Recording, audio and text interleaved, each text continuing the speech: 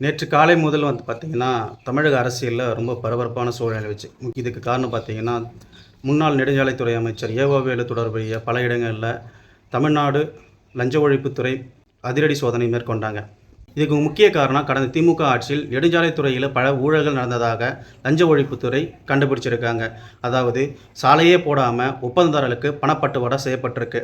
இதற்கான ஆவணங்களை கைப்பற்றிய தமிழ்நாடு லஞ்ச ஒழிப்புத்துறை முன்னாள் அமைச்சர் ஏவா வேலு தொடர்புடைய பல இடங்களில் சோதனை நடத்தியிருக்காங்க.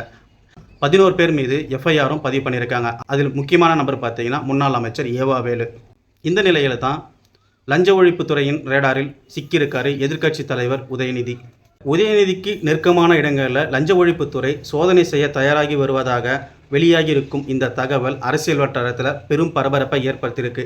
கடந்த 2023ஆம் ஆண்டு கலால் குழுமம் மற்றும் பிற நிறுவனங்கள் லைகா குழுமத்திடமிருந்து 300 கோடி ரூபாய் மோசடி செஞ்சதாக அமலாக்கத்துறை ஒரு ரைடு நடத்தினாங்க. அந்த ரைடு எங்கே நடந்துச்சுன்னா உதயநிதி அறக்கட்டளையில் நடந்துச்சு. உதயநிதி தொடர்புடைய இடங்களில் வருமான வரித்துறை அதிகாரிகள் சோதனை செய்ய போவதாக வெளியாகியிருக்கிற தகவல் அரசியல் வட்டாரத்தில் பெரும் பரபரப்பை ஏற்படுத்தியுள்ளது. இது போன்ற முக்கிய தகவல்களை உடனுக்குடன் தெரிந்து கொள்ள நம்ம சேனலை சப்ஸ்கிரைப் பண்ணுங்கள்.